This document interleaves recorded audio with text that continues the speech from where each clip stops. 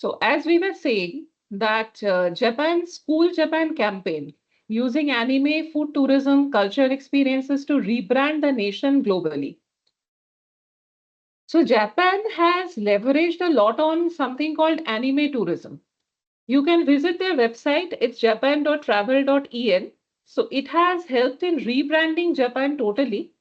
And you can see that, this happens to be something, I mean, your reason to visit Japan.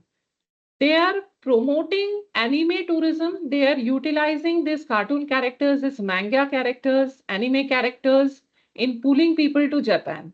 And there are museums which are also dedicated to anime tourism. So, moving on, there is this important saying that the future does not reward the brilliant, it rewards the prepared and unpredictable. Why do you think so? Because because the future itself is very unpredictable. So to survive in an unpredictable future, one thing you have to be prepared yourself and you have to be unpredictable yourself. So unpredictable here means what? Unpredictable here means the power to think outside of the box, to think something which others are not thinking, to think in radical ways. So natural talent, I would say, is overrated. Born entrepreneur is a myth because entrepreneurship, we utilized two terms some time back. One was cultural imagination and the other was context hacking. So natural talent is completely overrated. So there are examples of some failed startups that birth revolutions. How many of you know that the Flickr started as a failed gaming project? Or how many of you know that Instagram started as something very different? Any idea what was its history? Can anybody tell me before I describe it? How was Instagram born in the first place? I hope the students still have the mic access. Any idea how Instagram was born? Yes, ma'am, the mic access has been given. Okay.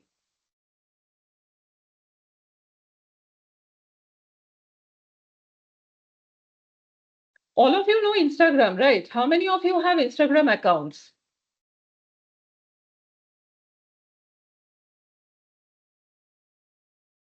Yes, I want a response. How many of you have Instagram accounts?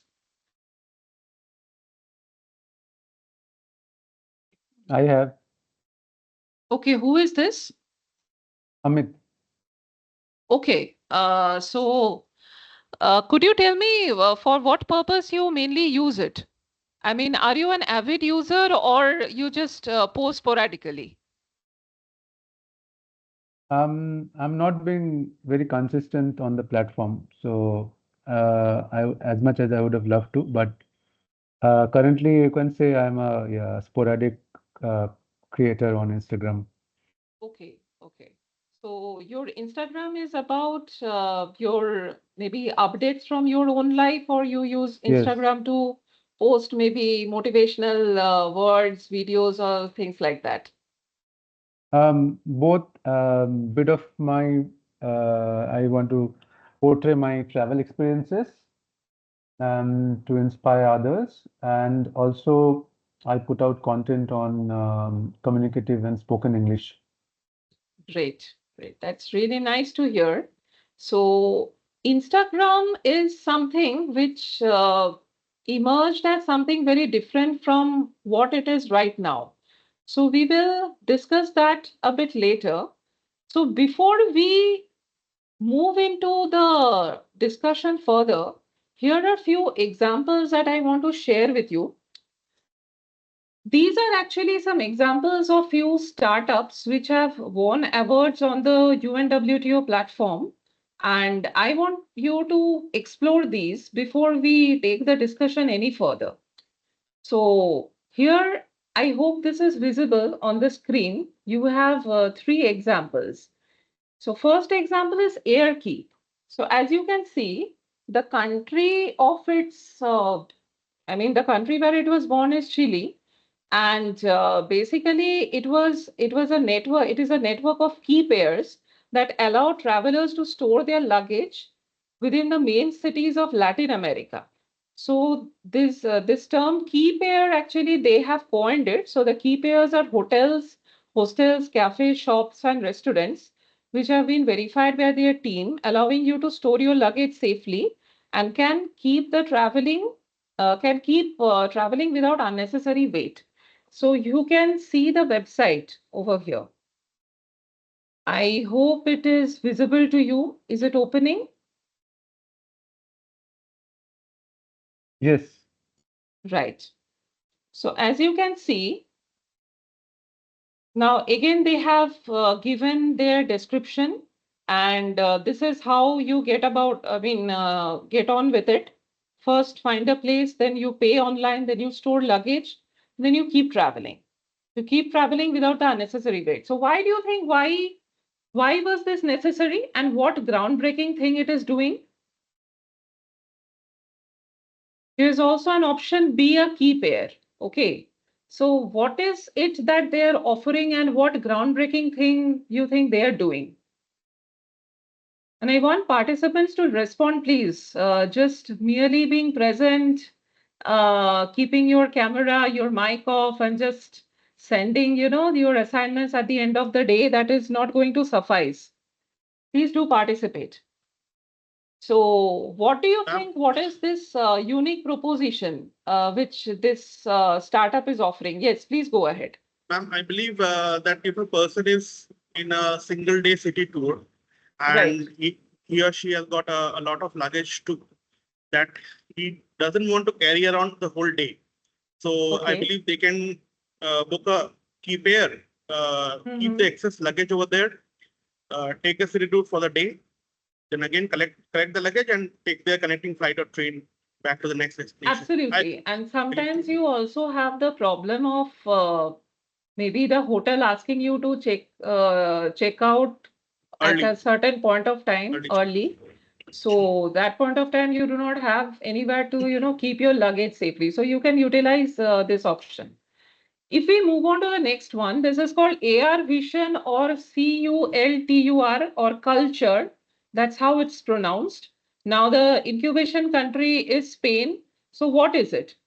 I think some of you are aware of this. So this is an app which is based on augmented reality technology, and it is free to use to tourists. It offers you dynamic and interactive content in real time.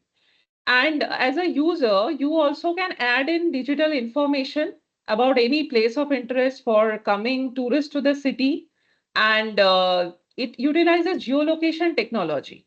So how does it look like? I'm showing you the website.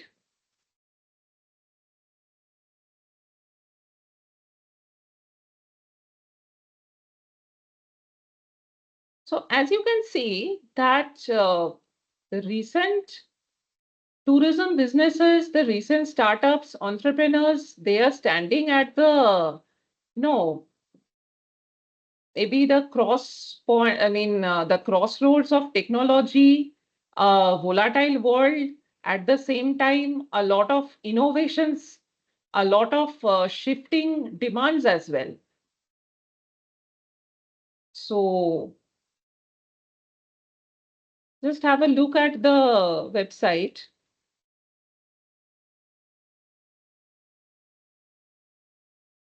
Now it's written in Spanish, I believe, and this is how the interface looks like if you download the app. So moving on, there is this example called Cookly. So Cookly, what is this? It is a platform that gives you access to culinary traditions through experiences like cooking with locals and stories that highlight local food traditions. So the incubation country is Thailand. So as very, very unique experiences, you can cook with locals, you can experience food cultures. All right. So I hope the website is visible to all. Please respond. And though the incubation country was Thailand, it is offering you cooking class destinations, namely in Bangkok, Rome, Mexico City, Barcelona, Ubud, Seoul, all these places. Okay. Very, very unique concepts. Then you have something called Hitchhiker. So what it is? Hitchhiker is a social network. So can anybody give me few names of such social networking apps which you are using? I want to hear from the participants. What social networking apps do you use? What social networking sites do you use? Threads, Twitter, LinkedIn. Okay, right. Anything else? Any other Face- Facebook. Facebook? Anything else?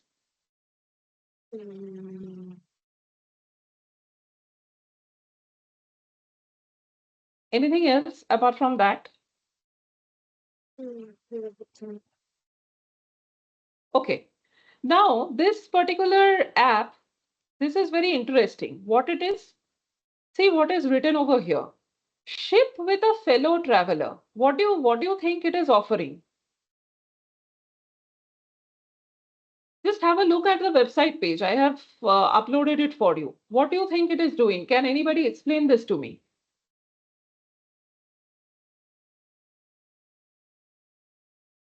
And these are actually award-winning startup ideas. I'm sharing these with you so that you expand your area of thinking regarding what is possible in tourism, travel and tourism entrepreneurship. So see what is happening all across the world. That is how your horizons get expanded. What So, do you ma'am, think this it is doing? Yeah, please go is ahead. it is it something like you don't want to send your luggage or courier through international couriers? Instead, you send it through some passenger or guest Absolutely, absolutely. to save Thank money, you. and you utilize someone who is traveling light, then that person can take your materials or stuff or Absolutely, luggage. absolutely. That is the idea. So basically, Hitchhiker, it's a social network. So you can buy all your needs from all around the world and ship with a traveler already heading their way. So you save money shipping, and travelers also make money while traveling. But of course, it is not going to be as as costly as international shipping otherwise, because you are utilizing this social network. So we move on to the next example, that is called Pruvo. And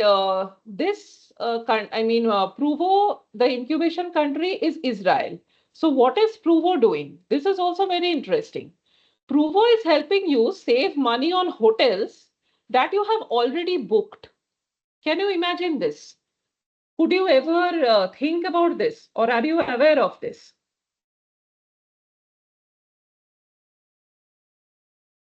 So here also you have an app, so you can save money on your already booked hotel reservations. So as they have described that hotel prices tend to drop after reservations are made. So Pruvo is basically a hotel price monitoring service that helps travelers save money by rebooking when the hotel price drops. So how you go about it, it is already mentioned. So later on, if you are, interested to check it out, you can go back to the website and see how exactly their business model is running. All right. So see, they have given an example. So somebody booked an executive Park Junior Suite with Park Lane Hotel via Expedia, and via booking.com, and the price was this much. But after Pruvo, it is becoming this much. So it's the same hotel for a lower price. So what they are doing is they are keeping an eye on the different consolidators. So you book it through booking.com, and later on, if on Expedia, the same product, it is giving you at a much lesser amount, it will immediately update you. So it's very unique, right? So it's the same product, it's the same service for a lower price. Then you have example called Questo. So Questo, it is a platform for city exploration games. Now this is very interesting. How many of you think you can recreate it in your own city? How many of us are interested to create it, or I would say recreate it in Kolkata? So what it is? The incubation country over here is Romania, and you see they are offering self-guided tours, treasure hunts, outdoor escape games, all in one quest. All right. So you have all these places which are offering you self-guided tours and treasure hunts in the top cities. You see, they have also mentioned, they have also given examples in their website, some trips that you can book or some quests that you can book. Romantic Montmartre, Lost Lovers Paris walking tour and escape game. Okay. Ghosts of Edinburgh, a bloody past walking tour and escape game. So don't you think it is interesting? And just a quick question for all of you. How many of you can, I mean, how many of you think you can recreate something like this within Kolkata? Come on, I want a response. And what would be the name of your quest?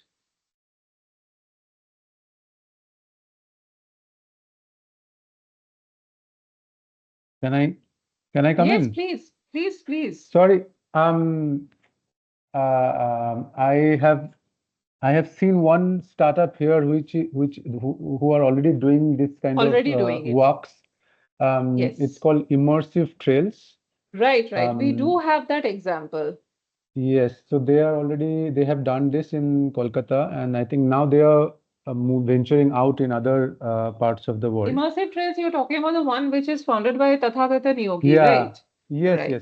Tathagata and his Hmm. wife Chelsea. Yes, Chelsea. So they're operating in this space. I'm not aware of any other They do stuff. have a, I think they do have a walk called Murder Mayhem, some Yeah, go murder Ghost histories in Night Kolkata Walk. and things like that. Yeah. Yes, They did this in the past, like a midnight walk in the city. So yes. they have done that crazy stuff already. So apart from that, which is already existing, I want a response from the participants. Can you yourself give birth to such an idea? Something which is very unique, which does not exist yet in the city. Immersive trails, okay, we are already aware regarding what they are doing. And maybe some other companies are also doing, but something which is not existing yet. Can you design something like that? Any ideas from you? I mean, this is my idea, which I mean is yet to be materialized. Please go ahead. Calcutta, Please go Ca ahead. Calcutta being a very sports-loving city with a rich history in sports, but it lacks few good sports museums, which cities like Barcelona, or Manchester, or Liverpool, or London has. Mhm. Um, but here there is a big gap, and I think if we can work with Eden Gardens and some of the sports clubs, like football clubs, to Mhm. open up their stadiums and the memorabilia and all the amazing artifacts that they have already, don't need to construct it afresh for tourists. I think if we can map those artifacts together and we can stitch it together into a nicely curated walk. I think it can start off with half a day walking tour of Eden Gardens, seeing all the signed t-shirts by Saurav Ganguly or Kapil Dev or Virat Kohli, and then one can go to Mohan Bagan's ground and see all the trophies that they have won, or East Bengal or Mohammedan Sporting. I think these three or four different clubs, which has rich history, more than 100 years history of sports, I think can be a big draw for That people can definitely be a big who are draw. interested in sports. Absolutely, absolutely. And there can be some other ideas also which can be worked out. If we talk about things like maybe literary tourism, I am not sure how many of you have heard about this term. So, following the footsteps of some fictional character within the city, but we go and visit the places which are connected with a particular story or a certain fictional character. Maybe we introduce some games, some sort of a treasure hunt which is associated with it. So the opportunities and the possibilities are actually endless. So if we move on from here, and before that, I would really like to thank you, Mr. Amit Sen Gupta, for the example that you shared with us. Now moving on to the next Ma'am, example. Yes, ma'am, culinary trail also can be done, no? culinary trail, as I was saying, that the opportunities and the possibilities are endless. Culinary Hmm. trails are, of course, something which people are heavily invested in nowadays.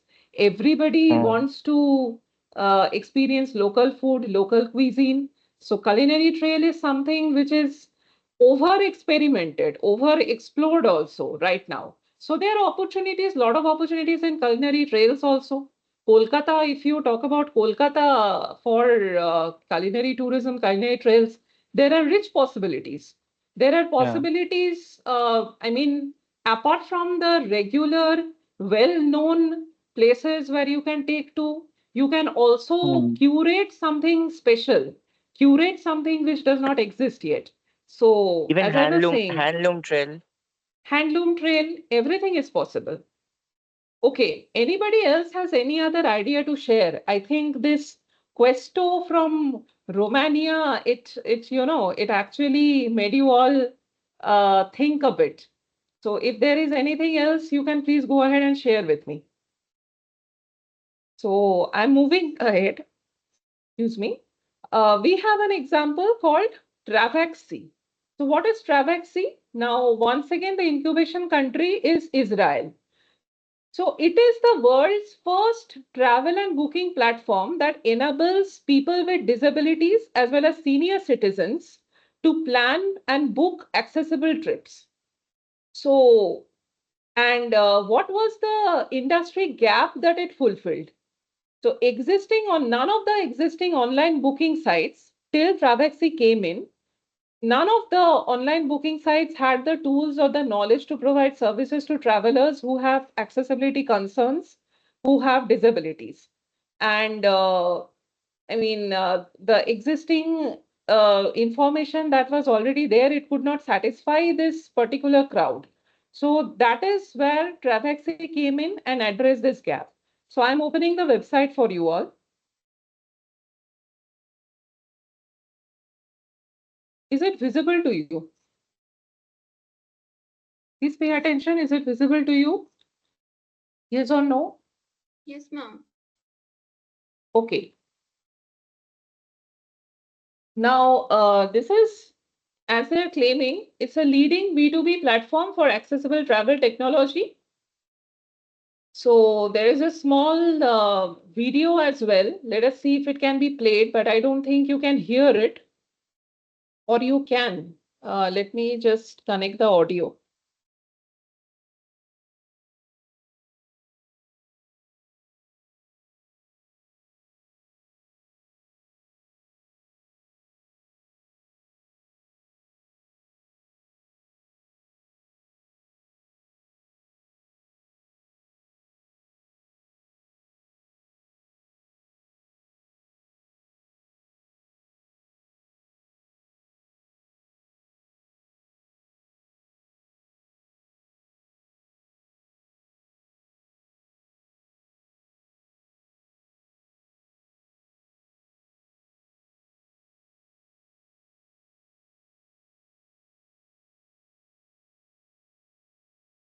Well, I'm not sure regarding whether you can listen to the audio or not, but I'm still sharing the video with you. I hope I am myself audible to you, if not anything else. Yes. Okay. Is the audio, is it audible? No, ma'am. No, the audio file is not audible. It's not audible, right? Okay, but still have a look at it.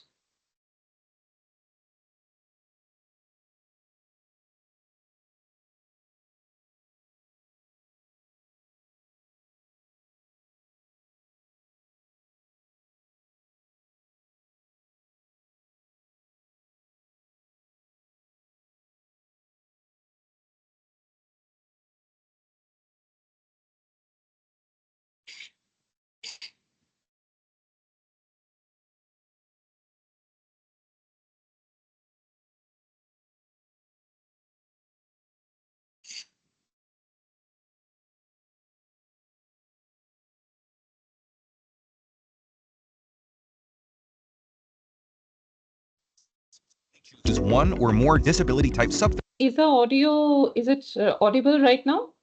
subfilters, Yeah. and your system Yes, ma'am. automatically finds properties for the specific disability requirements.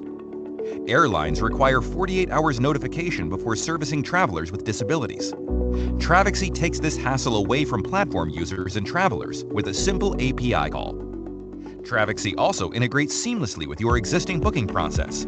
There is no need to change service providers, and there are no integration fees either. But most importantly, we help travelers with accessibility needs enjoy travel just like everyone else. Improve your services for travelers with accessibility needs and grow your market share. Travexy, accessible travel solutions.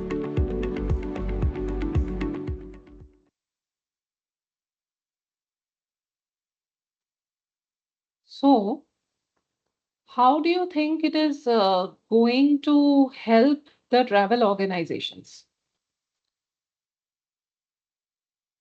How is, since it's a B2B platform, how do you think it is going to help the different travel companies? Anybody?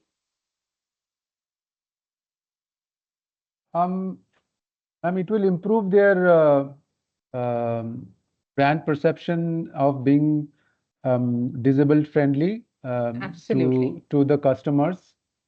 And with the help of this startup, they can make necessary adjustments to their current infrastructure or policies, and then they can provide those amenities to their guests. Absolutely. So, with the help of this startup, the different travel organizations can access the accessibility friendly services database that is existing with Travexy and can help travelers who are in need of who have such accessible needs, disability needs, to book the correct services. And this is how the website looks like later on. And over here, you can see that they have also mentioned regarding their featured in and partners over here.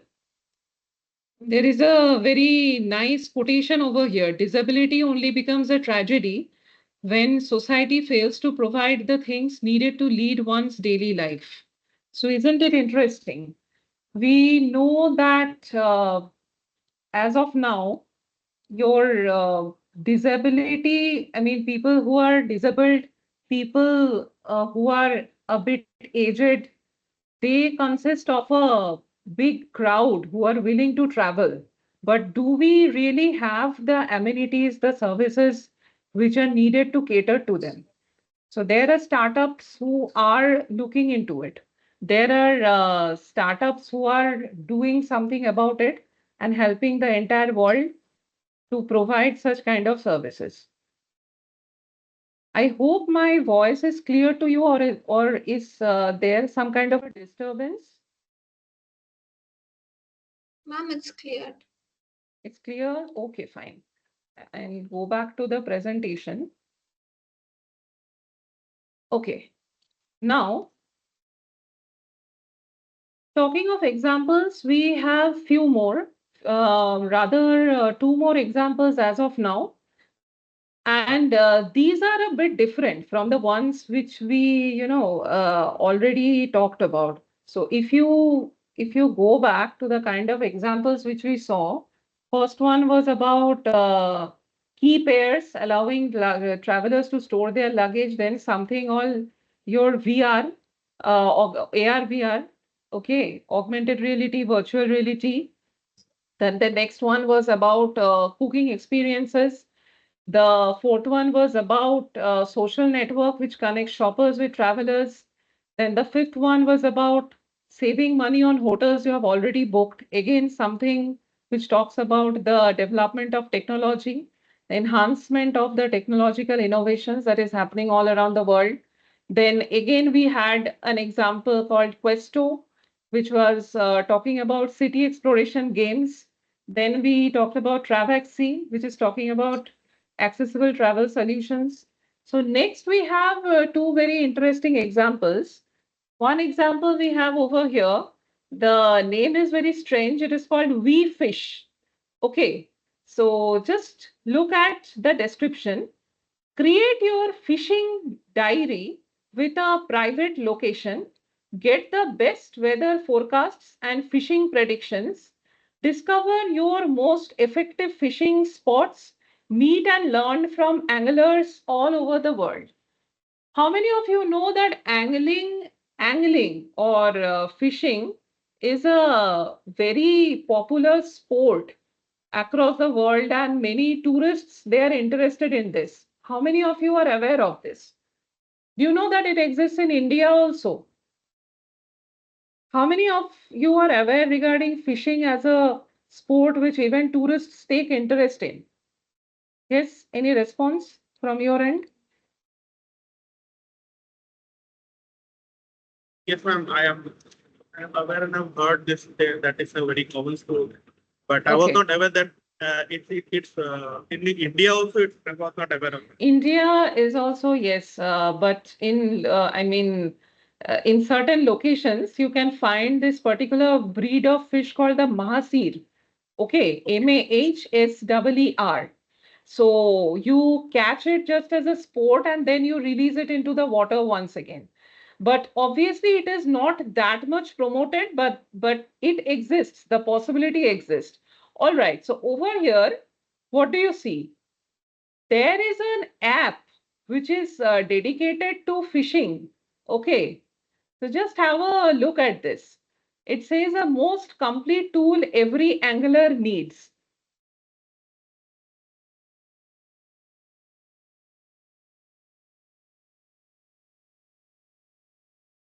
You can look for it on Google Play. And of course, this will not be operational in India, but definitely you can see what it is doing. All right.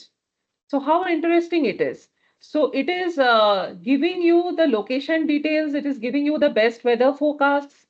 It's giving you fishing predictions. You can discover the most effective fishing spots. So this once again is a very, very unique activity which is being promoted, which is being developed in this manner. And the last example also, this is very interesting. The incubation country is Spain. So what it is? No, you can. Let me open the website for you. Please pay attention. What is written over here?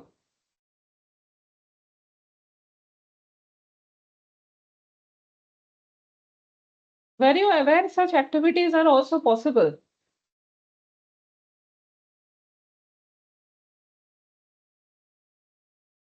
With a certain annual contribution, choose your abundant olive tree, baptize it, and visit it whenever you want.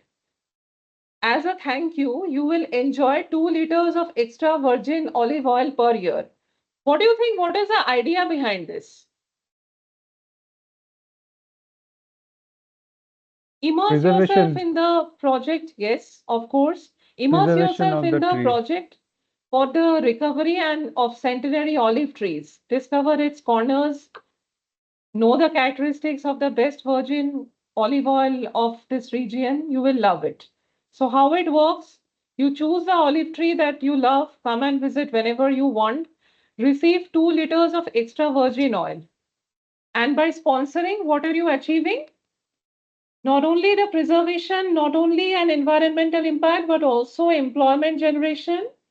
Particularly, you are helping the families who are at the risk of exclusion. You are also helping in rural development.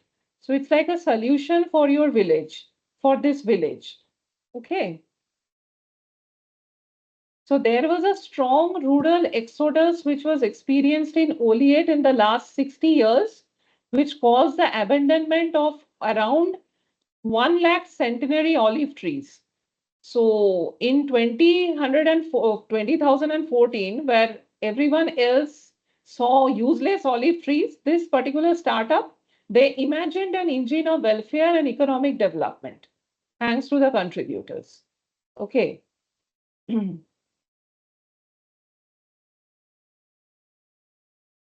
Is this also kind of a sustainable farming, agro-tourism? Absolutely, absolutely. And it is not something, superficial in nature. Here you see how much immersive, actually, when we use the term immersive, how much immersive it can get for a tourist or for a visitor. All right. So you are invested in the destination rather than just I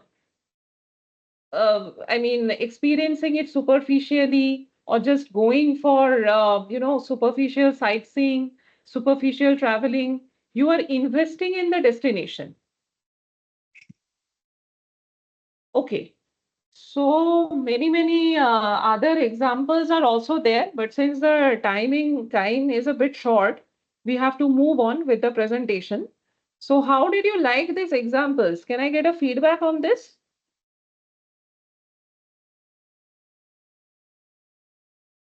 How did you like these examples?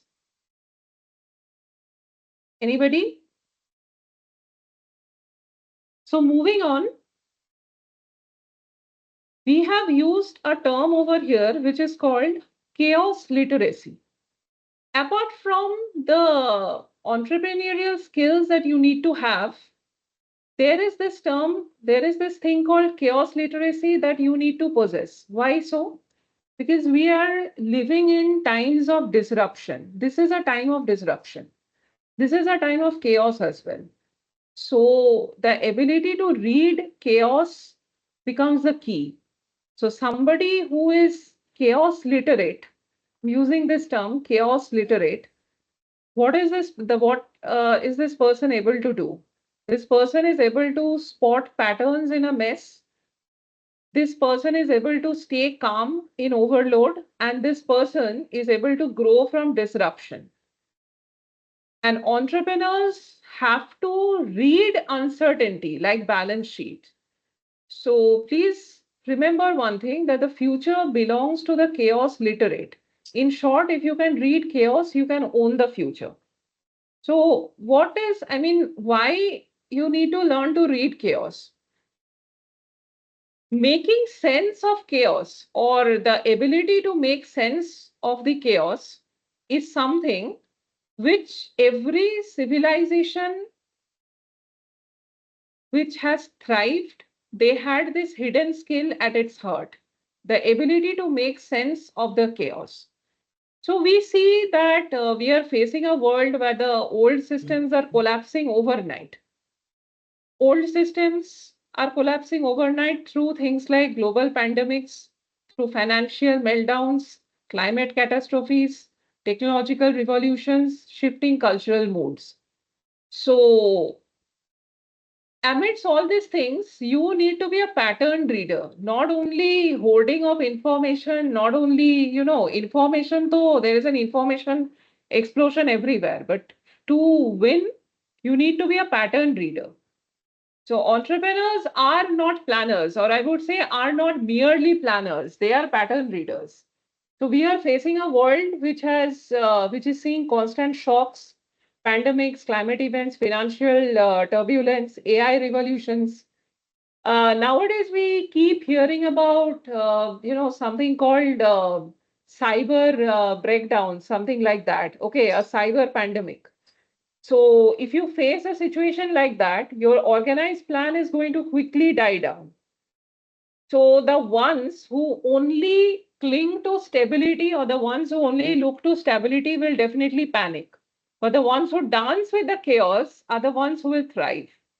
So success will only come to people who adapt. So this is why I used a term in one of my first slides, adaptive leadership. So entrepreneurship is all about adaptive leadership. So you have to adapt in real time. You have to be able to find new meaning in broken systems. You have to build new solutions from leftover parts. Okay, reinventing everything, or rising from the ashes like a phoenix, right? Okay, so entrepreneurs must master chaos literacy. Why so? I mean, let's face it, no plan survives reality. Any kind, especially if you are very rigid, you cannot survive. If your plan is very rigid, you cannot survive. So all the rigid 5-year business plans are now obsolete. Everything has gone for a toss. So chaos demands dynamic improvisation. You have to improvise in real time. Opportunity hides in disorder. Okay, there is also a saying, I'm just remembering it, that in every kind of chaos and every kind of disorder, you will find an order. Okay, so every major shift, right from the internet to remote work to plant-based eating, all emerge from chaotic disruption. And please understand that the people who are the first movers, the ones who identify the opportunities and immediately act upon it, immediately move, they are the ones who you can say they are chaos literate. Whether it's Uber, whether it's Airbnb, whether it's Zoom, so they all read new patterns faster than the legacy players. And your emotional endurance is something which will win finally. So the ones who panic, they lose, and the ones who breathe, the ones who adapt, they are the ones who survive and lead. Okay. So this is something, if you are seriously considering entrepreneurship or micro entrepreneurship, whatever it is, or maybe along with your regular, day-to-day work, if you're planning something extra, I urge you all to build something called a personal chaos toolkit. So, what is a chaos survival toolkit? So, 5 small habits that will help you survive chaos and disorder. See, making business plans and all those things is fine, but can you survive the chaos? Can you think outside the box? Can you deal with uncertainty? Tomorrow, something very unpredictable happens. What is your backup plan? Do you have a plan B along with plan A? So all these things matter.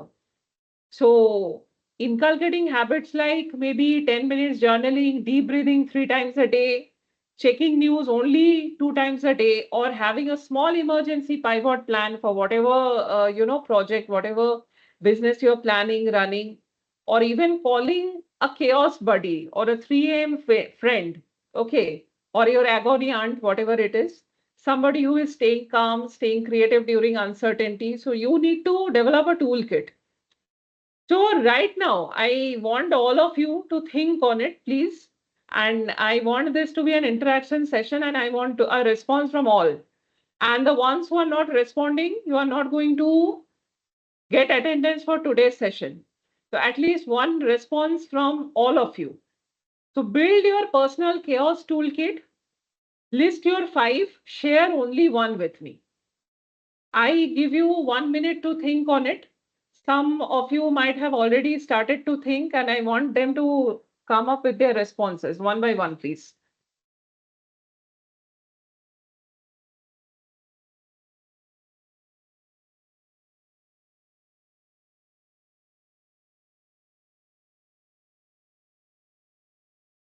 Yes, anyone?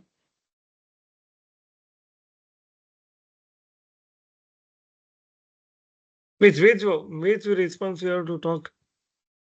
Yes, you can just share, no problem. You can go ahead and speak, please. You have to share.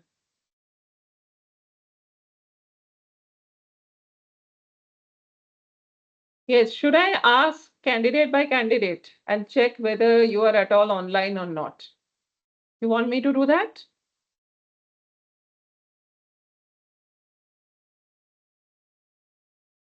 It's a very nice exercise. You should, you need to have this. Entrepreneur or not entrepreneur, you should be able to do this. Can I have a response from Arika?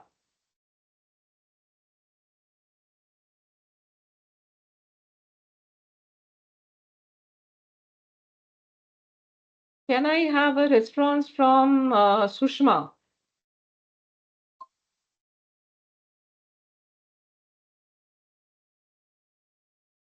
No one? Miss, Yes, please go ahead. what we have to say, what we have to say in this exercise? I didn't get The it. instructions are already given. Suppose you have to survive chaos, okay? you're feeling overwhelmed and everything. So you need to inculcate 5 small habits that will help you survive chaos and disorder in your everyday life. So think about 5 of those habits, like the examples which are already given, and then you share only one. Means I think deep breathing. Only deep breathing. So that is already mentioned. Okay, deep breathing. Next candidate, please. Ma'am, I believe that things which I cannot control, I just leave them. I mean, I just keep them aside.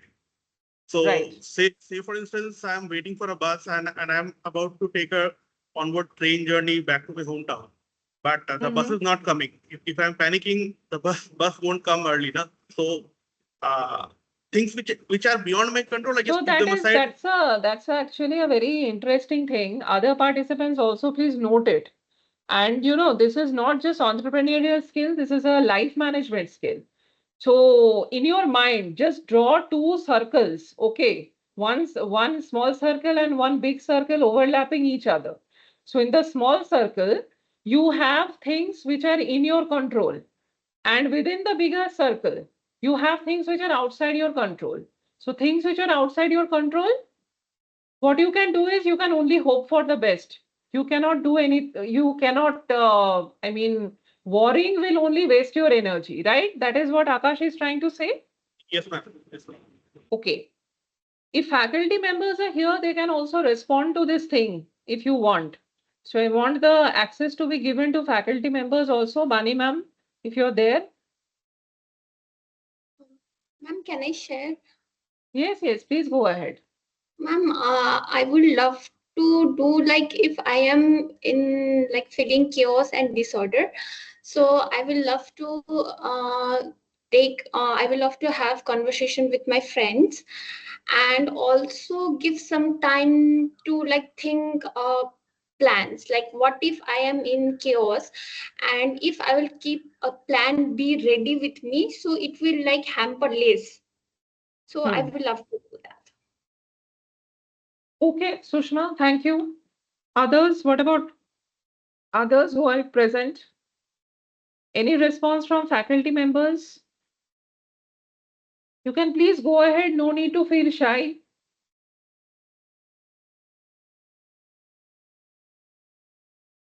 Anything, I think Arika had raised her hand. You can also go ahead.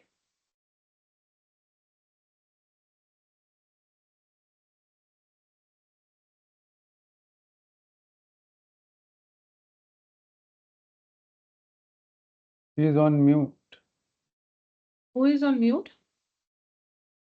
Harika, we can't hear her. Bani ma'am, if you are there, can you please unmute Arika? Yes, the mic access has been given already. She has to unmute from her end. Arika, if you can unmute.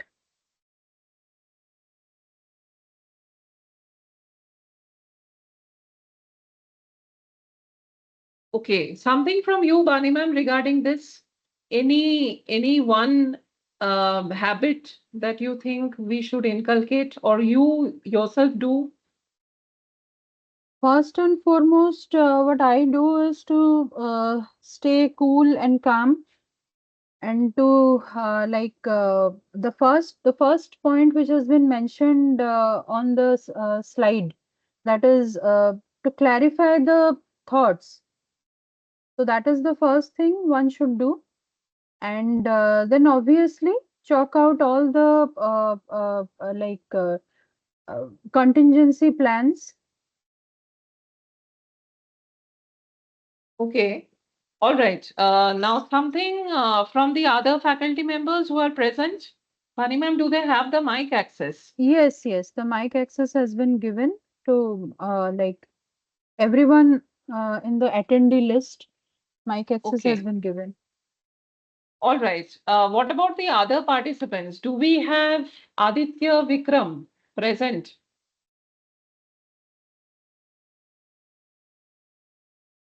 Do we have Manu Krishna present? If you are present, please do respond.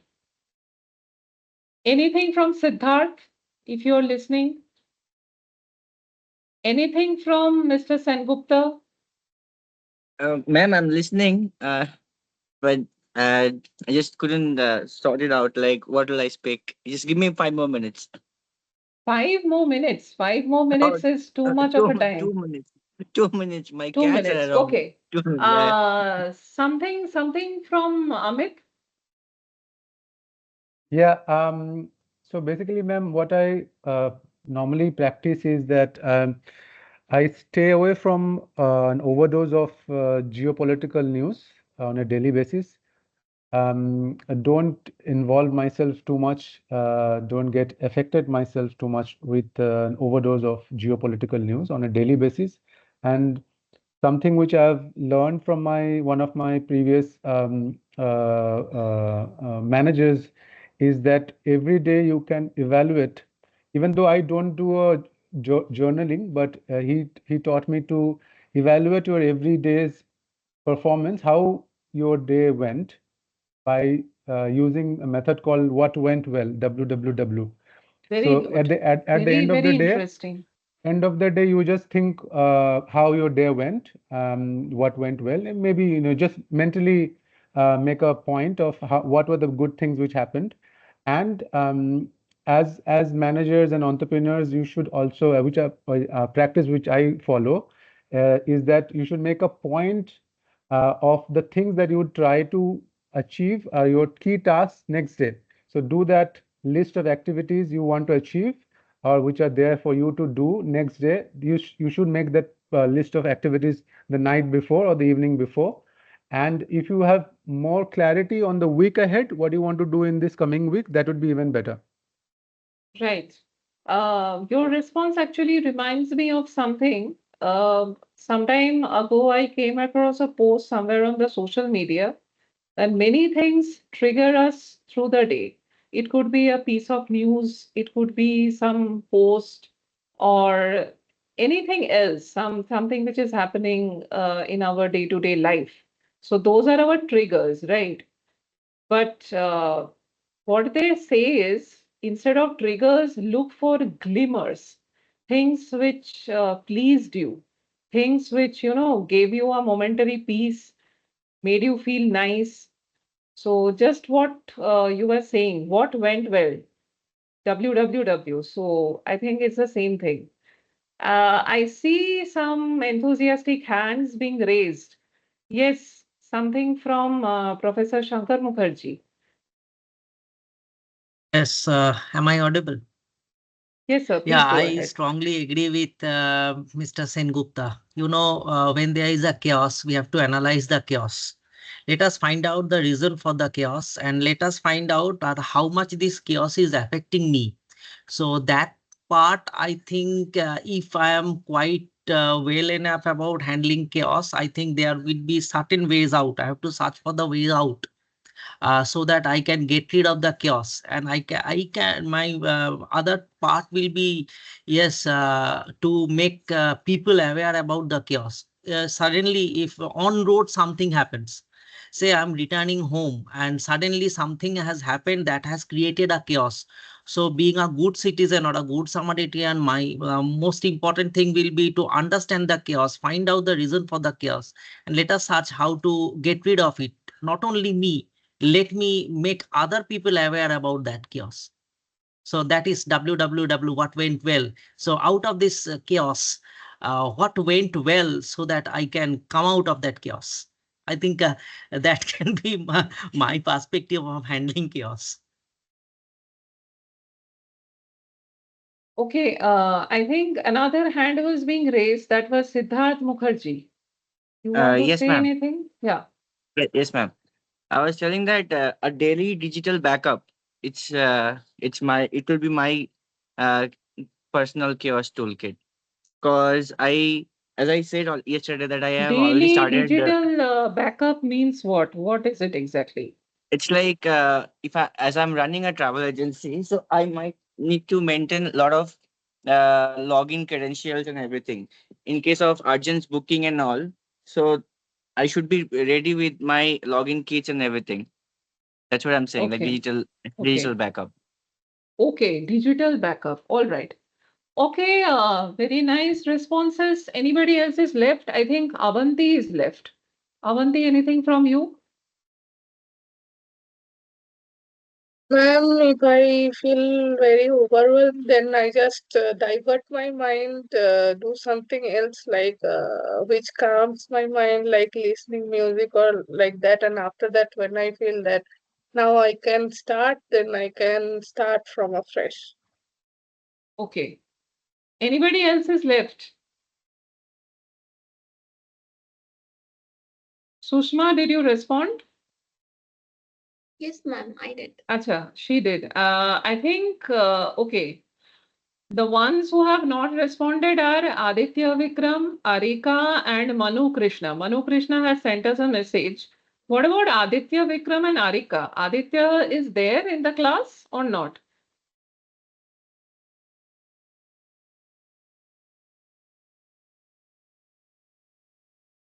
And what about Arika? Anything from you? Any inputs from you, or we will move ahead? Okay. So please understand that this exercise does not end here. This is for you. You can take a screenshot or a photo, whatever you want. So do create a personal chaos survival toolkit. So enlist 5 such things to do, okay, every day. And you have shared only one with us, with the rest of the crowd, but you make sure that you enlist the other things as well. So any kind of traditional business education, business 101, it prepares you how to plan, how to manage. But the new world requires something deeper, that is the ability to read disorder the way others read balance sheets. And again, I want a response from you. Just a few of you can respond. Can you post any one word? Over here, you don't have to post anything, just speak out any one word that describes how you feel when you face any sudden change. You have some examples over here. Don't look at the examples. Just close your eyes, think in your mind. How do you feel when you face sudden change? I want some quick responses, please. 1 or 2 responses. Excited. Excited, sudden change. Okay. What about others? Nervous. Nervous. Okay. Anybody else? Anybody else? If there is a sudden change, I believe if it has to be done, it has to be done. So I mean, Okay, I thought you were going to tell me that depends upon whether it's a pleasant change or whether it's something negative, isn't it?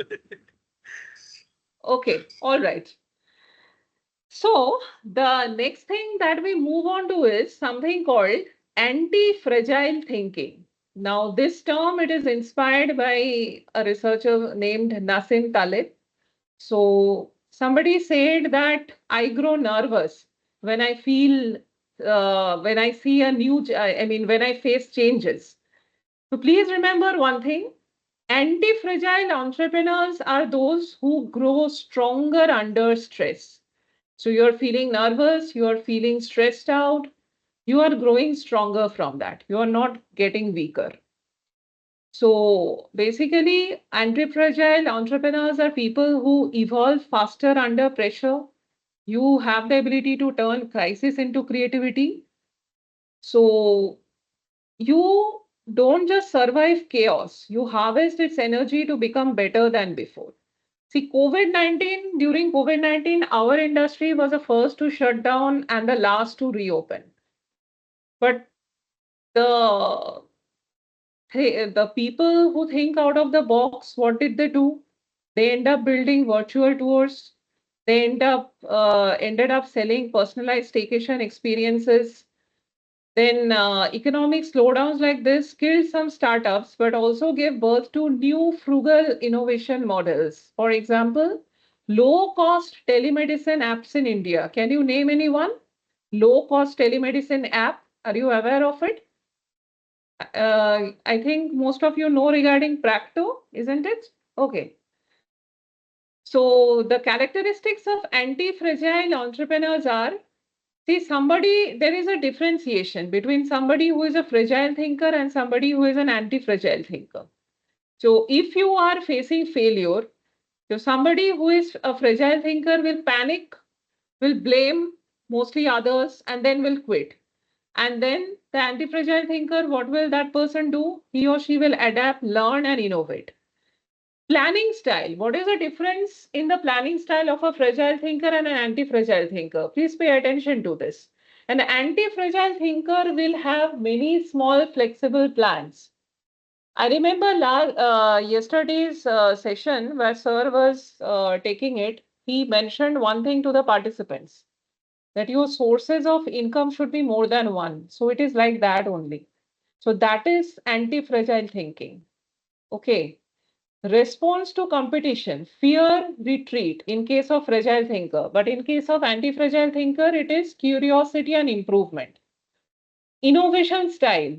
So somebody who is an anti-fragile thinker will experiment aggressively. But somebody who is a fragile thinker will defend status quo. And finally, to be an anti-fragile thinker, there has to be playfulness in you along with seriousness. So it is called playful seriousness. But a fragile thinker is always anxious, suffering from anxiety. Regardless of what happens, you have to maintain this playful seriousness. Why so many things we are saying? Because I think we already discussed. There are some things which are within our control and certain things which are outside our control. So entrepreneurs or budding entrepreneurs, you have to keep one thing in mind, managing yourself, your emotional state, your planning, your reactions, and everything is more important than what is happening outside. Definitely, you have to be relevant to the world outside you so that you can see the opportunities which are existing. But managing yourself, your own mental state, emotional state is very, very important. So now we go into a case study. As I was asking you, what was the history of Instagram? So Instagram was initially known as Bourbon, okay, BURBN, and it was a location-based check-in app. It let users plan meetups, earn points, share pictures of outings. As you can see, it was doing too much. Okay, too many things on one plate. So it flopped. So over here, you can see the importance of specialization. All right. So the founders, they did not give up. The founders did what? They noticed one thing, which the users who were already using Bourbon, they used to love, that is sharing photos. So people were posting and sharing photos like crazy on the app. So finally, the team of Kevin Systron and Mike Krieger, they made a gutsy decision. They stripped Bourbon of everything else, like planning meetups, earning points, etc., etc. It just stripped it down to its photo sharing core, cutting everything else. So this pared down app, it was renamed Instagram. So it focused only on posting photos, adding filters and adding them to the social feeds. And the way they did this pivot, it paid off widely. And finally, Instagram attracted 1 million users in just a few months. And it was later acquired by Facebook for $1 billion. So over here, something which is very important, that is this breakthrough did not come from being born with a perfect idea, but from learning, observing user behavior and adapting. You have to understand what the market wants. If you have a very rigid mentality, you don't want to unlearn, you don't want to relearn, you cannot survive. You have to observe, you have to take in feedback. Okay, taking in feedback, using it for something constructive is very important. So Bourbon was a false start and success came only after iterating it through that failure. So this brings us to something which I say that failure is not a failure. In fact, failure, you can view it as your capital. We talk of capital, right? You need capital to start your business. Your failures can also be your capitals. Also, I believe that people who are maybe disgraced or disgruntled entrepreneurs, they can be tomorrow's best mentors. How so? Not all failures are the same. Okay, we can make a segregation. One can be a very stupid failure, one thing can be a novel failure, or one thing can be an inevitable failure. So, as an entrepreneur, you are dealing with different types of risks, uncertainties, responses in different stages of innovation. So, when you are in the stage of idea generation, the risk you are facing are time risk, career risk, loss of reputation. You're fearing uncertainty. Will there be demand? Can I execute this? So, you are doing personal sacrifices, you're co designing with users, etc. etc. Finally, when your idea is realized, the types of risk you may face are there could be technical gaps, there could be HR risks, operational chaos. So the times of, the types of uncertainty could be, will the tech work? Will the team hold? So your response can be you're hiring more interns, you're outsourcing more and more, you're bootstrapping, building MVPs. And finally, at the market launch stage, the types of risks are always there, like customer rejection, being copied, sector apathy, and type of uncertainty is, will the market care? And your response could be demo days, storytelling, network building, early adopter focus. So you're already, you're always dealing with uncertainties, always dealing with different types of risks. So the possibility of failure is always there. So coming back to the anatomy of failure, you see there is a clear segregation. So one, you can say it's a stupid failure. So it happened because of your negligence. It happened because of your arrogance. I know everything. There is nothing new for me to learn. Nobody can teach me, or I will not take the feedback seriously. Poor preparation. So all these things are causes behind your stupid failure. So stupid failures, they offer you some crucial lessons. What are those lessons? Humility, diligence, and adaptation. So as a entrepreneur, you also have to be humble. And I believe not as an entrepreneur, to be a successful person, to be humble. You have to learn from your mistakes. You have to learn from others. You have to take feedback seriously. Second one is novel failure. It is caused by courageous experiments, ambitious attempts. So probably it was something which was too ahead of its time. Okay. So you launched something which was visionary, but it was something which the market simply was not ready for. Probably the market would be ready for it 10 years, 20 years down the line. Right now, it came across as very, very radical, something which the market cannot accept. So these failures, you can wear them as a badge of honor. So they actually show you that you dared greatly and stretched beyond your comfort zone. And finally, the inevitable failure. So this is basically caused by shocks which are beyond your control. Like COVID-19, nobody could predict it. So these are contextual. Please understand, these are not personal failures. So the stupid failure and the noble failure, these are personal failures. The inevitable failure is something like COVID-19, which destroyed the travel industry to a pretty great extent temporarily. But they teach you resilience. They make you see what are the gaps which are existing in the market. They make you more resourceful, and they let you pivot your business ideas into something which is more and more resourceful. So failure is not the opposite of success, it's a fertilizer for it. So failure can become your reputation currency. So please understand that the real world does not hire successes. It hires people who have earned their scars and learned to walk again. So fear, failure, it is not at all shameful. Failure can also be your capital. So if you can storytell your failure in a way that, okay, our company initially we attempted this, it failed, but this is what we learned and this is how we rebuilt it in a stronger way. So it becomes your social capital. Social capital is very, very important. Just as I said, in entrepreneurship, trust is the most important currency. So just like that, this is your social capital. So any kind of investors, partners, teams will often trust somebody who have gone through hard experiences, who have evolved through crises, and nobody is going to fear your past failures. They will fear your lack of learnings.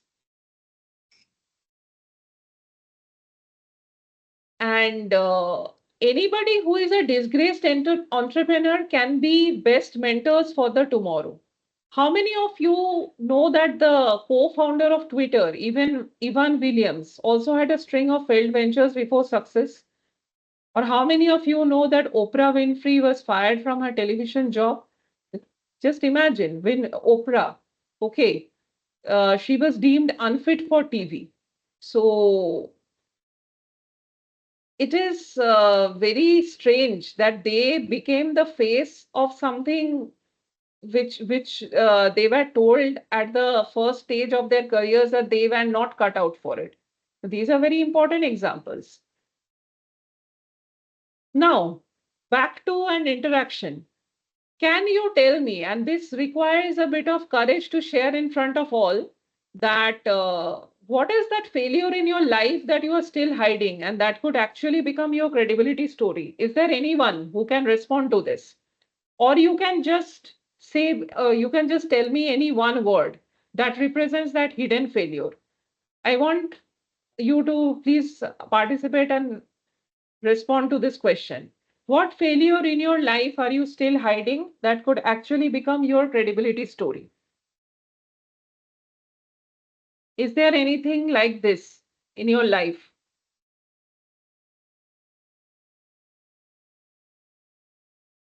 Yes, anyone?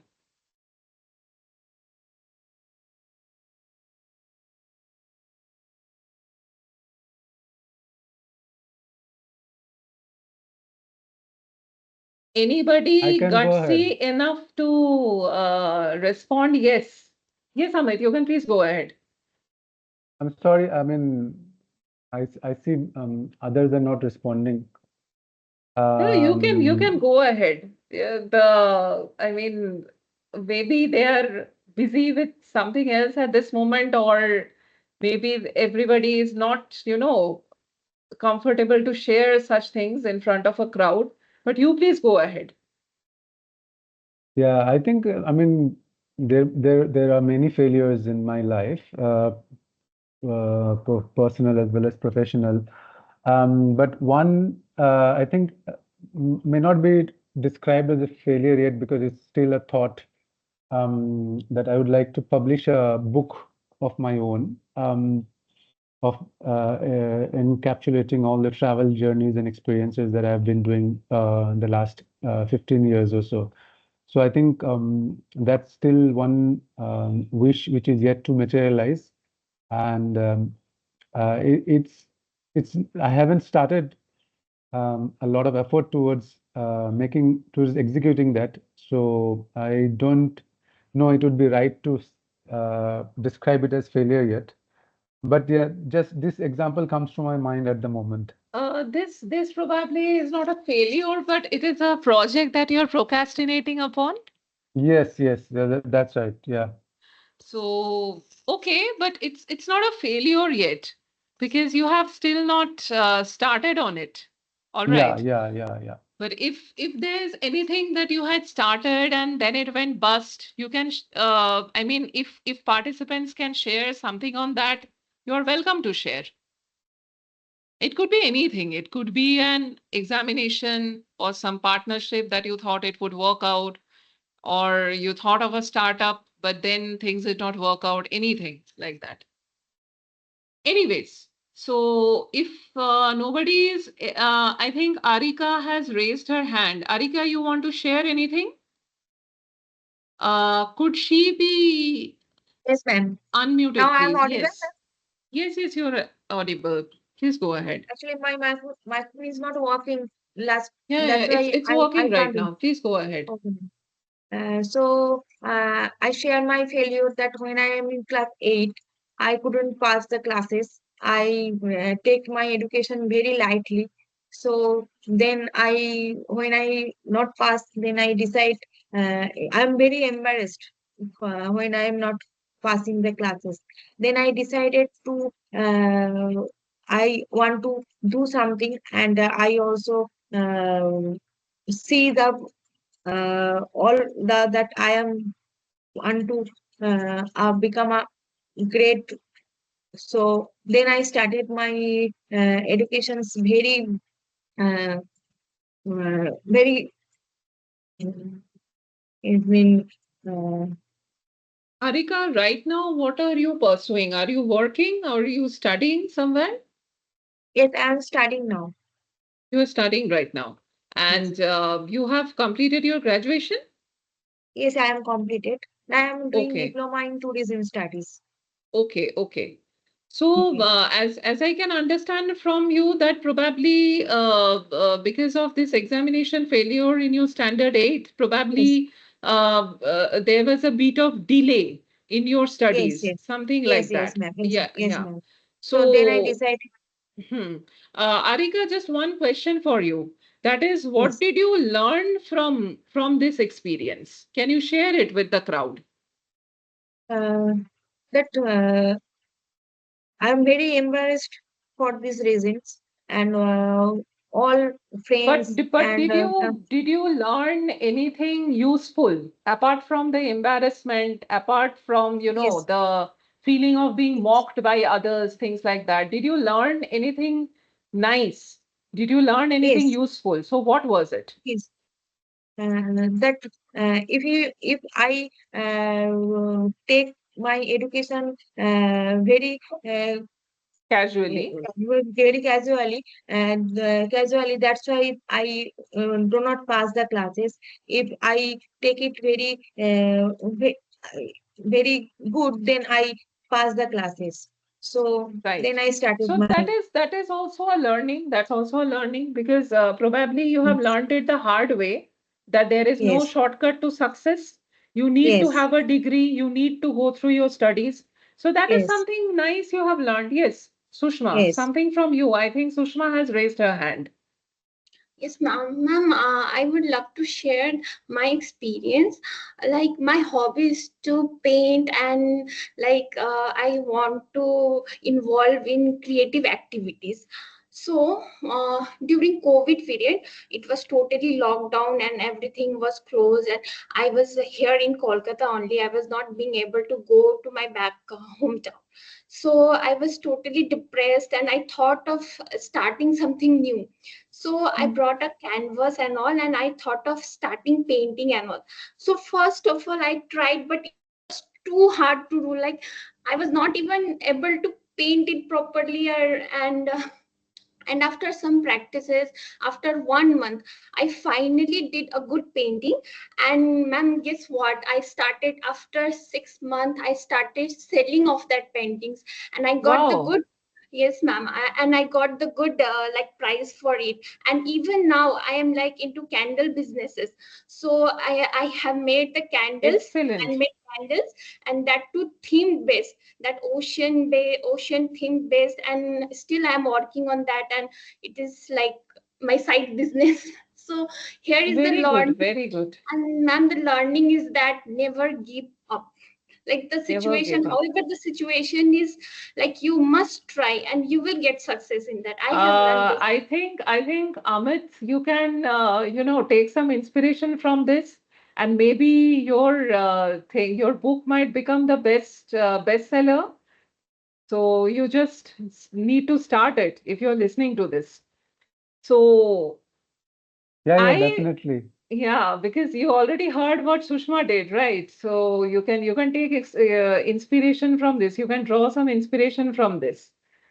So, participants, please do reflect upon some questions. Since we are running short of time, later on you can reflect on these things, and maybe someday again when we meet, someday again when we discuss or come face to face, we can talk about these things. So Have you experienced more stupid, novel, or inevitable failure so far? That is one thing. And another thing is, what failure do you need to rebrand instead of hiding? Okay. And another fun exercise that you can do is you can write your failure CV. So highlight your best learnings like career achievements. Please do it. It's something, it will help you to think in a very different direction. And it is going to be very engaging for you all as well. So whenever you're analyzing failures, you need to see what exactly failed, what was your role in it, what can you learn from this, what specific changes do you need to make, and how will you talk about this learning? This is very important. There are many such entrepreneurs who talk about their failures very openly, especially through LinkedIn posts or their blogs and all that. So that gives more trust. I mean, that helps in generating more trust in the market, more trust in people. So you can leverage your failure in three critical ways. One is you can utilize it as your intellectual capital or your emotional capital or as your reputational capital, as I was narrating to you. So if narrated skillfully, your journey with through failure will build credibility. Okay. So we are talking about trust a lot. So entrepreneurs, please understand, they finally are not selling products, they are selling trust networks. So the new unicorns in the market will be the ones who are soft power builders. So the ones who master stories, reputations, cross-cultural empathy. There is this piece of news which I became aware of just some time back. It was an unconfirmed report. So it suggested a new airline which is going to be launched by the Mirchandani Group. And this will promote Sindhi culture globally. So it will give 10% discount for the Sindhis, full Sindhi cuisine to be served on the flight. Announcement, entertainments will be rooted in Sindhi culture. Crew will be of Sindhi bloodline. So over here, I have used a term called diasporic entrepreneurship. Some of us know regarding the history of the Sindhis, right? Just like the Punjabis, Bengalis, they came to this country as refugees. So they, as a diaspora, this kind of entrepreneurship undertakings are becoming their cultural rivals. The only difference the most important difference between Punjabis, Bengalis, Sindhis is that Bengalis are still on a part of Bengal, Punjabis are still thriving on a part of Punjab. But that Sindh entirely, it is in a different country altogether, and the entire land was taken from them. Okay, so they had to shift to a foreign country completely. Nothing about their culture existed over here, but still you see how this particular diaspora is making a comeback, and that comeback is happening a lot through entrepreneurship. So your diasporic entrepreneurship becomes a case study for cultural revival. Please do read about this further. So now I will finally, round up the discussion with some examples once again. See, we have to plan now for something called the post-algorithm world. Nowadays, the brands, they have to be very, very careful regarding one thing, that what happens after attention spans collapse completely. We know nowadays getting people's attention or talking about attention span, it's becoming very difficult day by day, right? We are addicted to our mobile phones, we are addicted to the social media and things like that. So in such a scenario, how do I design a product? So tourism's secret advantage over here is something called experiential silence. So markets which are tired of AI noise will crave the real feel. I have an example over here. Just have a look at this. Is it visible to you? Yes or no? Is it visible to you? Yeah. Visible. Okay. So just have a look at this, what it is saying. World of experiences curated for men in midlife. How many of you are curious about this? Are you feeling curious? So let us see what it is about.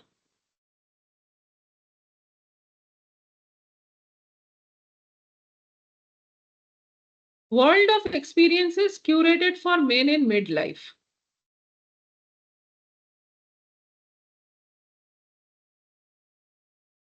So this is a startup which offers some residential programs where if you are a middle-aged man, they are particularly catering to this demographic. So you can expect to reset, reconnect, reimagine. So there are different modalities on offer and why we choose them. So there are a lot of things like some therapies, nature immersion, psychology, okay, social revelatory games, shadow work, things like this. Why men? Why this particular demographic? So, as they say, men often carry the weight of stoicism and individualism, making it hard to seek support. There is a saying, right? Mard ko dard nahi hota. How many of you are aware of this? But it's a very toxic saying. So, as a man, you are also entitled to your emotions. As a man, you are also entitled to feel. Okay. So sometimes you find it hard to seek support. So that is why they are here. So as they're saying that most retreats are built with women in mind, but men grow best through structure. We have heard about such retreats when it comes to women. We have heard about women only tours and all that, but do we have something for men as well? So it's very nice. You can look into the website. Okay. Is this Indian? Yes, this is Okay. Indian.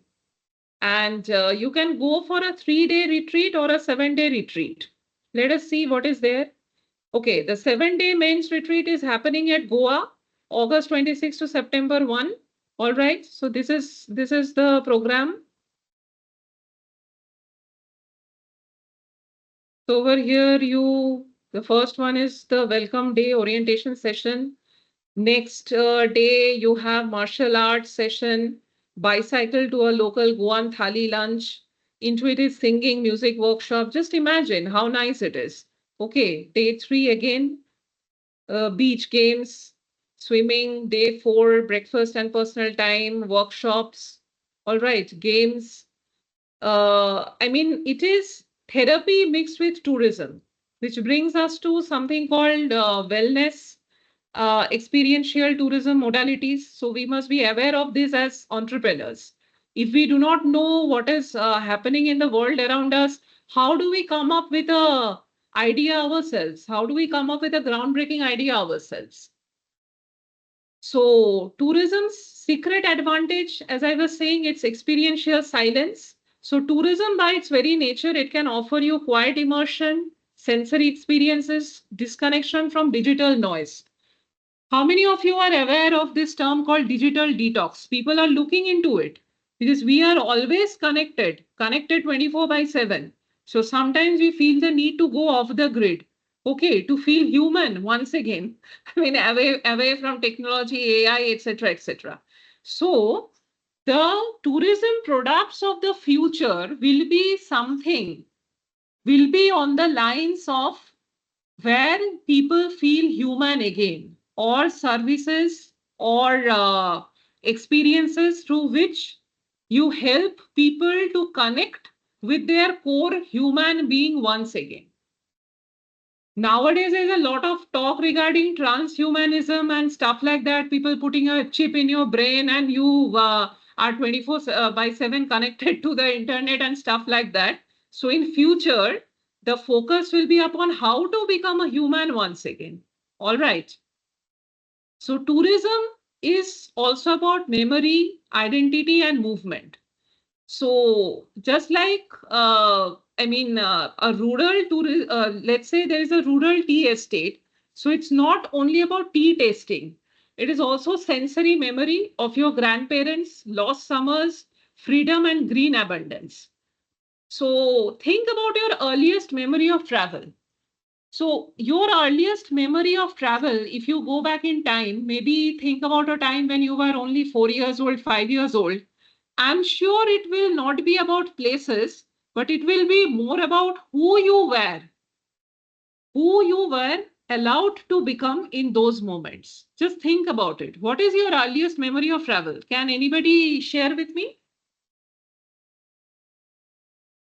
What is your earliest memory of travel? My earliest memory of travel would be that I have traveled to Kedarnath, and What way back I happened? was. What happened in that? Yeah, so the memory was that Coca-Cola was a very new brand back then, and the tagline Okay. was "Ye dil mange more." So those times pittus were there. So my parents had taken a pittu for me so that I wouldn't have to walk and I would be going with them. So I went with the Bittu for a couple of kilometers, and after that I got down of the Bittu. I was walking with that porter for the entire trip, and every person I passed, I shouted at them the Ye Dil Mange Mo. So that's a very vivid memory that I still have. Awesome, awesome. This Thank you. is, you know, this is what I was looking forward to.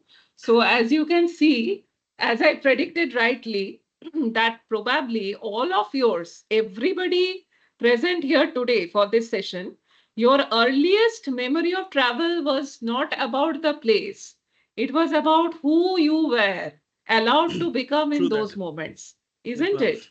So this is what you need to capitalize upon. This is where the role of an entrepreneur is important. This is what you need to capitalize upon as a tourism entrepreneur. Memory, identity, movement. Now let us see this. Life of Pau, bread making experience. Again, this is offered in India only. Where? In Goa. And this is by a startup company called soultraveling.in. I have myself experienced traveling with them. I have experienced certain tours which they do. So you can go to their website and see. Goa, we are thinking that Goa is all about beaches, nightlife, etc., etc. But Goa is also about cuisine, island tours, birding trails, many of such things. So just have a look at their website. Okay, just look at this, the island culinary experience. Is it visible to you? Yes, ma'am. Okay. Island culinary experience and offbeat picnics. Okay. I mean, it's very interesting, and it's very unique things that they are, providing us. Jungle birding experience at Tamdi Sulla. All right. Then some village experiences.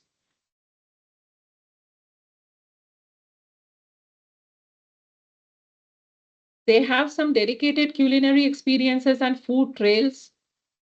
I went on this one actually, a secret food and tavern trail at Panjim. All right, so it was a walking tour. So, so as you can see, as we were saying, that tourism is all about memory, identity, and movement. It's not only about the places; it's about the memories you are making, the identity that you are living. So entrepreneurs are not merely identifying needs, they hack the hidden codes of context. Like Airbnb hacked the stigma of sleeping on floors into an attractive community vibe during a recession.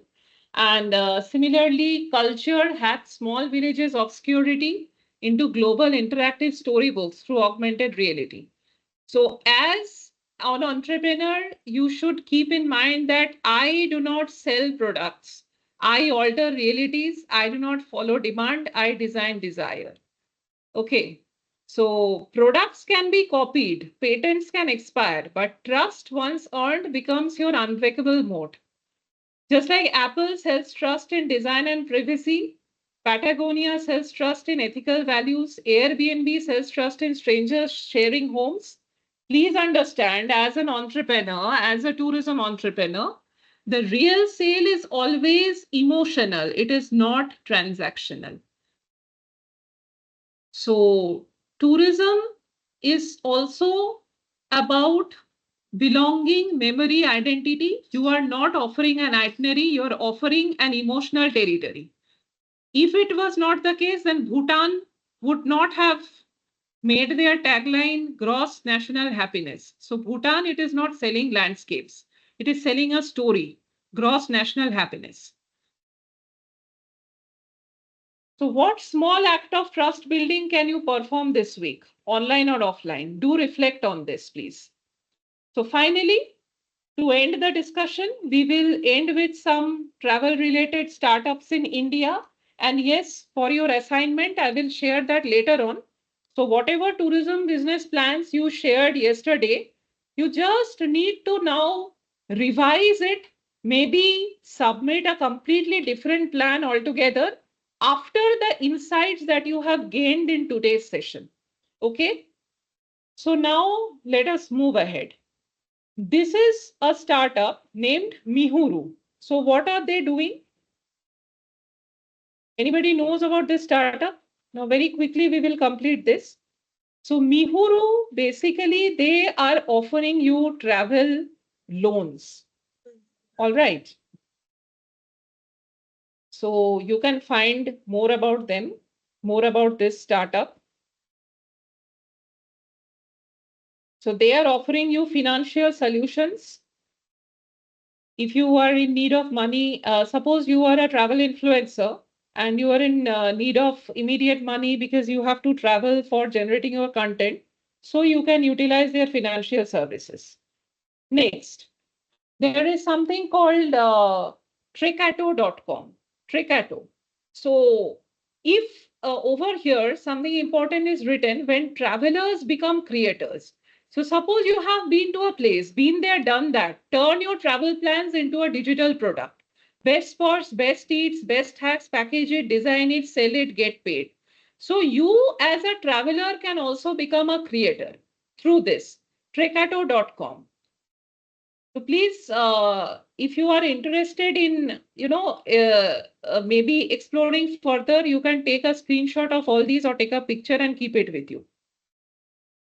This is a food delivery app, Yatri Restro, and this is not a regular food delivery app as they are, claiming, which offers you food directly to your train seat. Next is, this is the startup name, Sehat Hind Medical Tourism. So Sehat Hind Medical Tourism, this is a startup which is working in the medical tourism arena. This is an ethnic resort and cultural center. So we are all aware, located in Tamil Nadu. So we are all aware of what resorts are, what they do.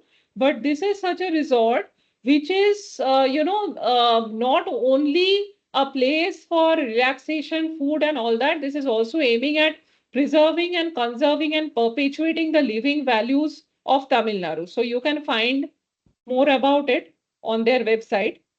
Kadambavanam, Temple of Tamil Traditions. So it has got a cultural center located within itself. All right. They're offering many programs, immersive experiences,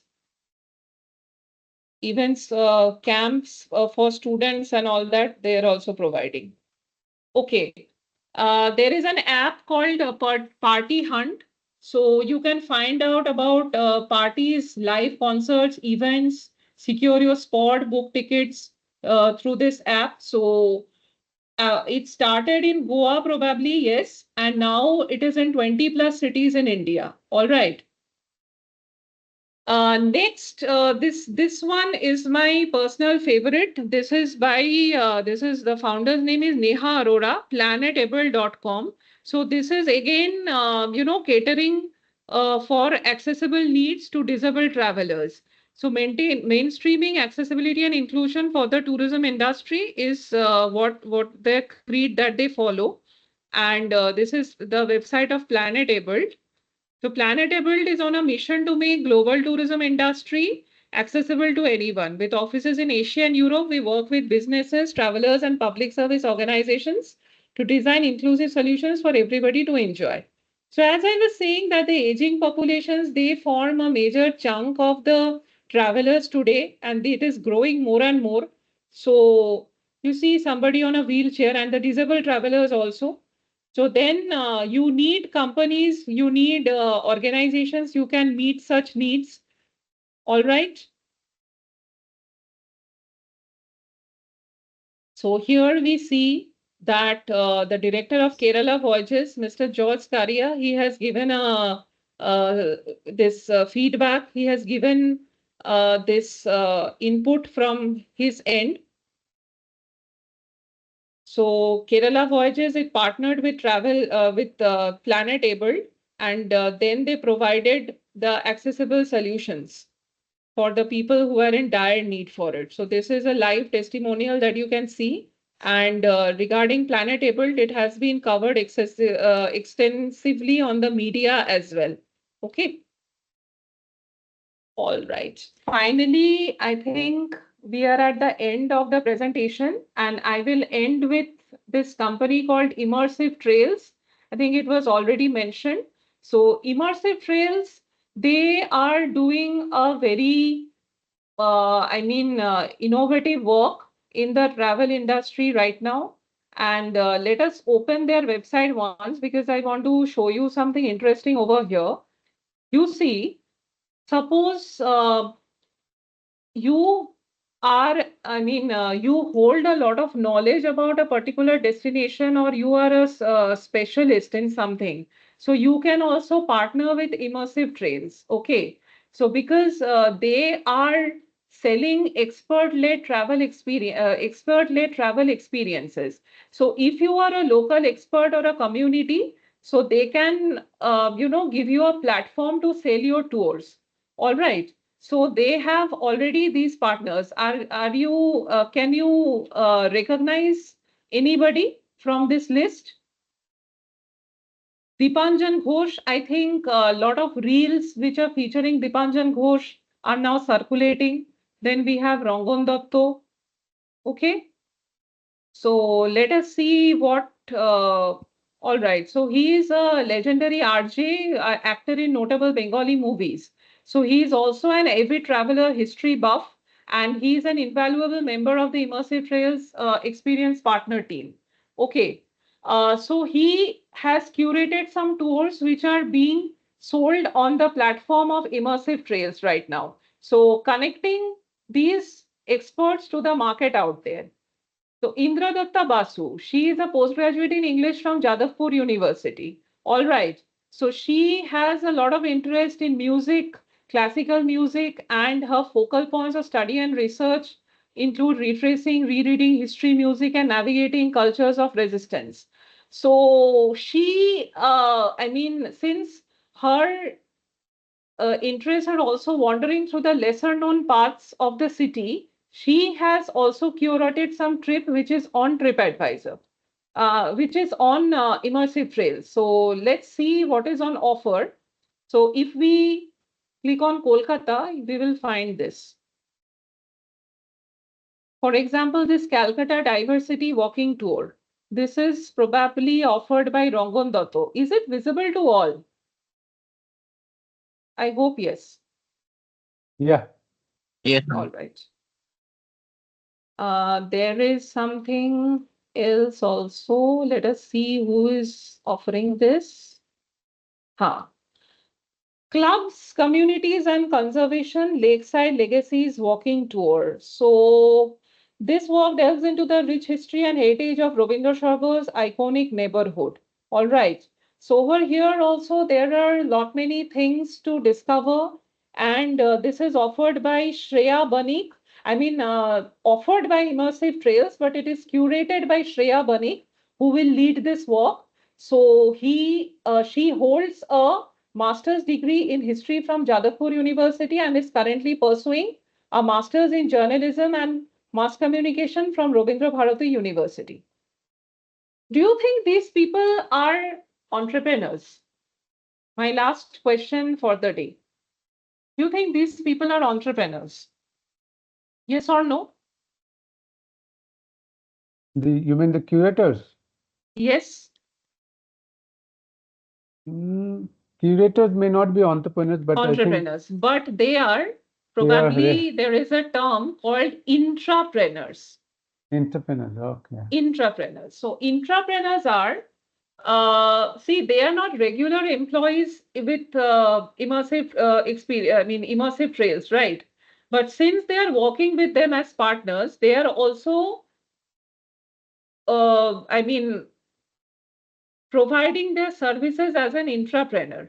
So not an entrepreneur, not own company, but then again having some unique ideas which they are eventually selling through a platform.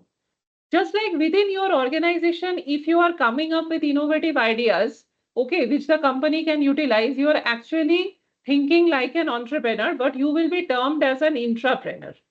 So I think the intrapreneur term is valid for these people also. Okay, so finally we end with this session. And the last thing that I want you all to do is you have to take an oath with me. Okay, so all of you, please put your mics on, unmuted mode and take this oath. You can read it along with me. Should we start? Should we start? Should we go ahead? Yes, ma'am. Yes, ma'am. Okay, great. So let us start. I am not here to merely serve the tourism industry. I am here to remake it. Remake it. I will I'm not not sell going dreams. to I will wake them. Make them. I will I wait will again. not track you. I will let them. Okay, I will not extract memories. I will weave them. I will not obey the stagnant. I will summon the I will untold. summon the untold. I am a tourism entrepreneur. I am an Entrepreneur alchemist and of an movement. alchemist of movement. So thank you so much, dear participants. Thank you, ma'am. And I hope to see you all once again tomorrow. And do submit your assignment that I'm going to send on the group. Sure. Vani ma'am, Thank over to you you. so much, Thank you, ma'am. for this wonderful session. I hope all the participants would agree that it was really an immersive session. We ended with immersive trails. So I would say that the session was quite immersive. All the participants were drawn into deep engagement into the session, I would say. And we all enjoyed your session, ma'am. And hope to see the participants tomorrow again at 11 o'clock. Please do join timely and submit the assignments also. Thank you. Thank you. Bye, everyone. Thank you, ma'am. Thank you, ma'am.